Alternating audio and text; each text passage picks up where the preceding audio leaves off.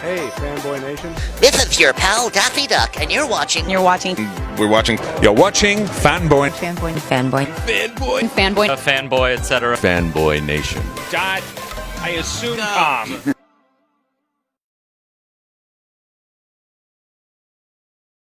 Today, I have the pleasure of speaking with a man who's not only been on the show Battle Dome as Mike Odell, but is the only person to ever be on both iterations of the American Gladiators, first as Thor, and then second as Titan during the revival. Mike O'Hearn, how are you? Dude, you got it all down. I love it. Of course, man. I grew up watching the original Gladiators. Battle Dome came on after that got canceled, and then I think we met actually in '08 at the NBC studios when you guys were filming. I love it. I love it. That was a fun show. Holy shit. We got to bring that back. Oh, it looks like absolutely. we're bringing Gladiators back, so that's all right. Oh, nice, because what's it called? Titan Games is huge with The Rock right now, and then Ultimate Tag is pretty big, and they're trying to do that Gladiators thing, but they only have like 4 events. Yeah, and I think it's a good time to come back too. The first real original, I guess, reality show. Right. You know, that series was fun. I got to interview Dallas, and she was a hoot. So yeah. Yeah. It's a good crew, both on Gladiators and Battle Dome, and Terry Crews blew up from Battle Dome. Yeah. Just talked to him yesterday on his birthday. Just great stuff, man. Great stuff. But we got this new movie. And Generation Iron 4, man. It's kicking butt right now. Dude, the documentary was good. Like I told Vlad, because my favorite one of the first 3 was number 2. And then now number 4 is running the race, man. It's going to be a photo finish. This will be interesting to see what happens. Yeah. People consider you a controversial figure because they always bring up the Natty thing. Yeah. Mike O'Hearn is quote unquote a fake Natty. First of all, who cares one way or the other? Second of all, I have no reason to doubt you or disbelieve you because you've taken the drug test and you've proven that you've passed them. So what does it matter one way or the other? It's funny because you said that too. And society's weird, though. It doesn't matter that I took 47 tests and passed them all. What's interesting is I did both leagues, so it didn't matter to me. I did the drug-free and competed against them and won. And then I also competed against the guys that took stuff just because I wanted to compete, and I beat them. And I did the drug tests. And again, society is the way it is. It doesn't matter that you did that before. But you were there at '08 for Gladiators, and NBC is so rigid on the Gladiators, and we were tested nonstop for the Gladiators as well. Same thing, came up clean as can we be. But again, society is the way it is, and I'm hoping. Now, have you seen it, the movie? Oh, I loved it, man. I talked to Rob Terry and Vlad the other day. So let me ask you this, because I'm hoping they take something away from it, but I don't know if they will. What did you take away from the movie? I took away that there's opportunities for everybody in there. Rob looked amazing, and we got to see the scar where his kidney was. And so we know Rob can't take anything because the minute anything happens, kidney failure, and he's toast. Ricardo, the guy who won, that guy looked absolutely phenomenal, and I think he was 46 or 47 years old. But there's something about natural bodybuilding that I've noticed, in that the trend is the average age is over 35. Mature muscle. Is that what it really is? Is that what it's called? Okay. Time. Mature muscle. I hated that as a kid, hearing that, because I wanted to be jacked. And I won the first universe for me at 20, but I wanted that dense, mature muscle. But they're like, that's time, kid. That's time. And it takes a long time. And you could see it when you were looking at the videos. Those guys were so dense and hard at that older age. And it's a benefit. It just means that you're going to have to put the time in to get that kind of physique. But again, it's a long road. Right. It seems interesting because, we saw the Mass Monsters with Dorian Yates, Phil Heath, Kai Green's in the documentary for this one.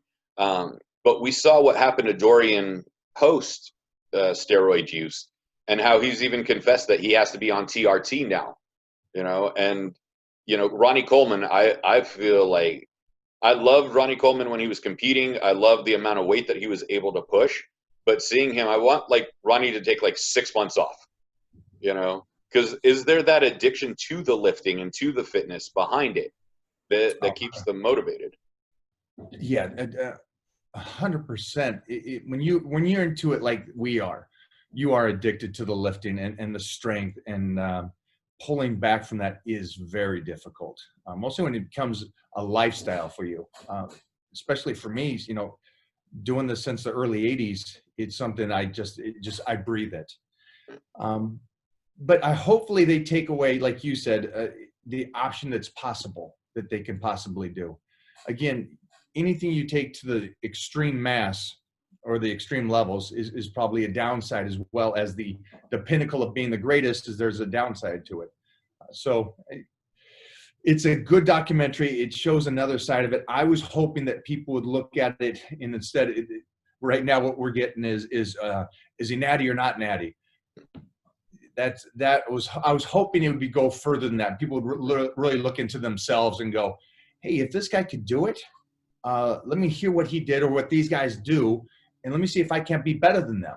Because that's what I picked up on when I was a kid. I saw this guy, and he was a pro, Mike Ashley, and I was like, well, if he's natural, then why can't I do that?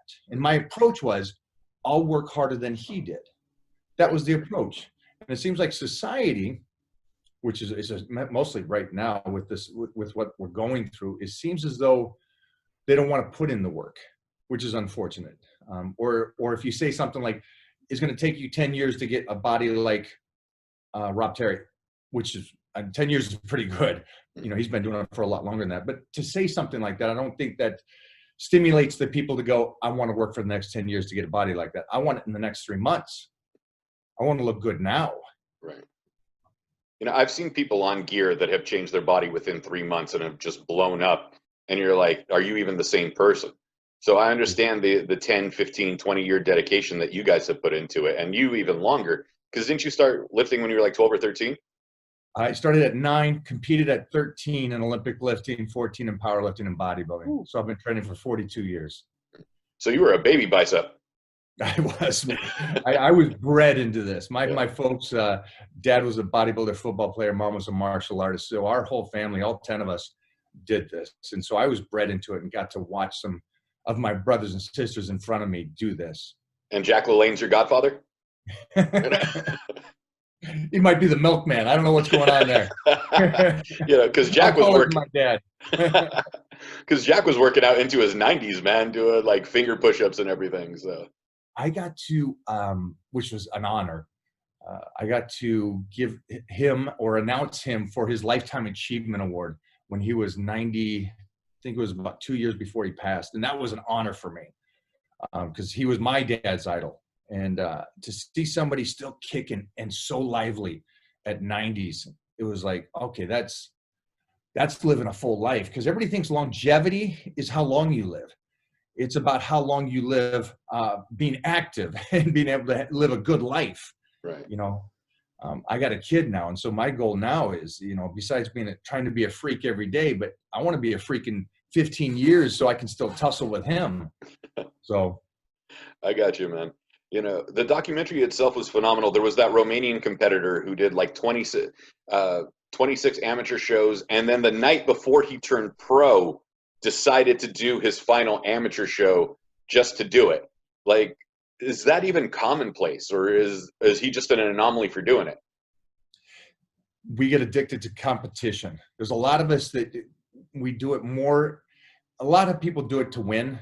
Mm-hmm. Some of us like to battle. We like the competition. He likes the competition. He likes to get up there and compete against somebody. Props to him. I got to train with him a bit, and a great guy.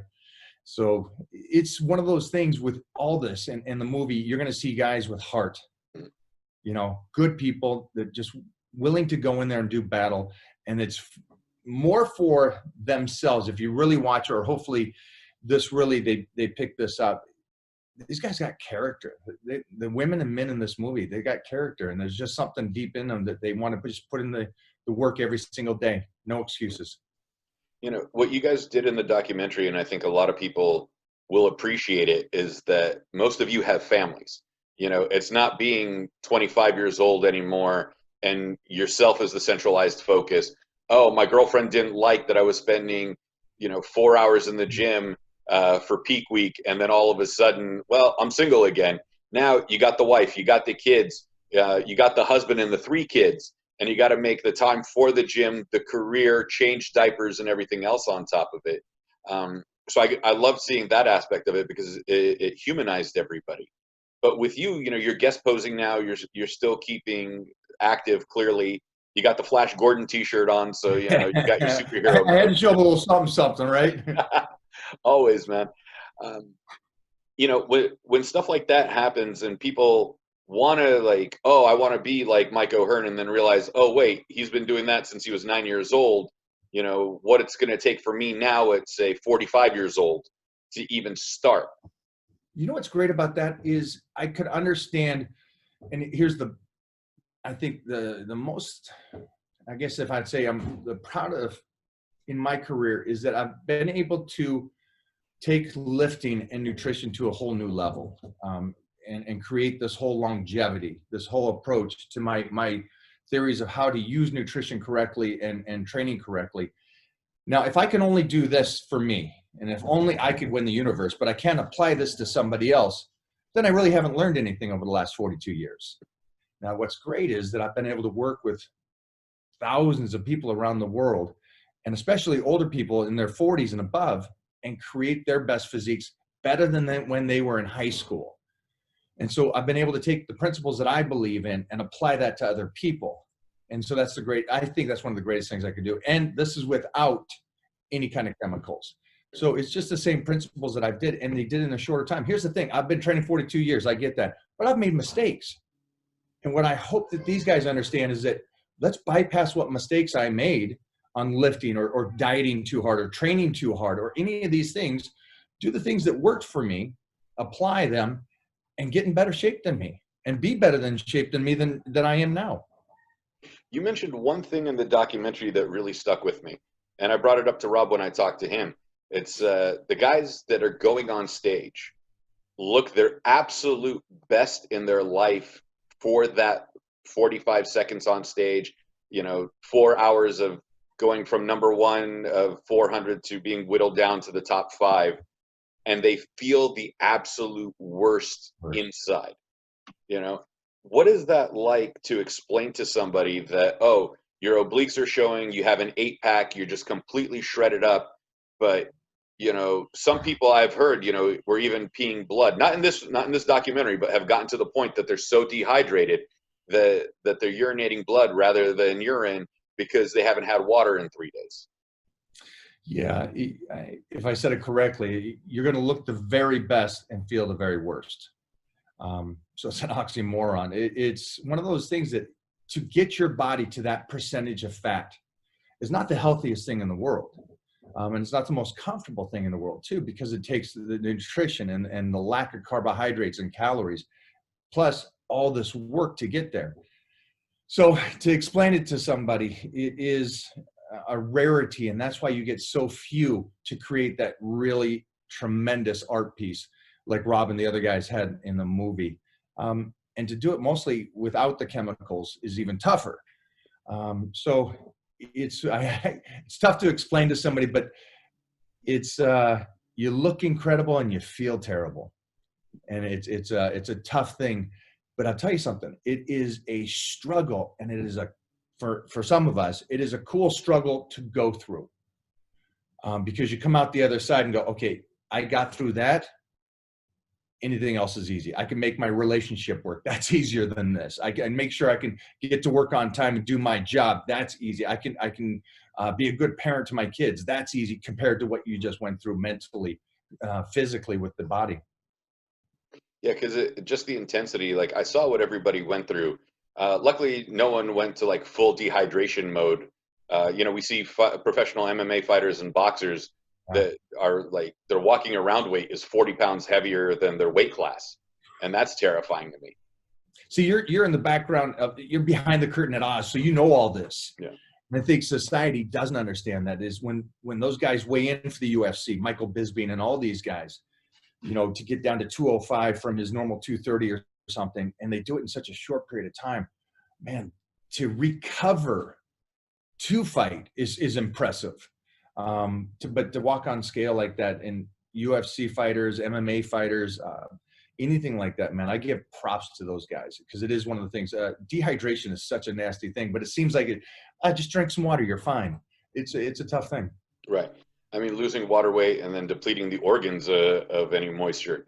With the documentary itself, we see these guys and we see these women, struggle through it. But like I bring up Rob because Rob was the only one that went out of pocket to pay for blood tests on top of the WADA urine tests. So to me, that goes above and beyond just to prove what he's capable of. What was one of the most ridiculous things that you had to do to prove that you were natural to some people?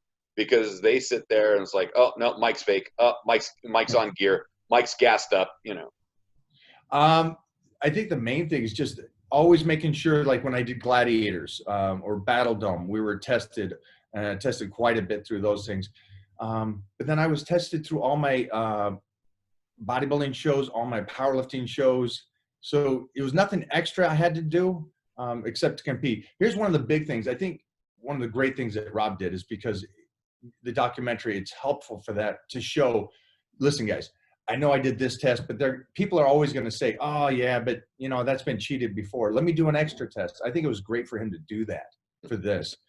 For me, I competed and did all these things up until 2010, doing drug tests. And then I do it now just because of just make sure that my body's healthy, and I do blood work and all that stuff to make sure I'm healthy, because I'm a 51-year-old man. I want to make sure that I'm good.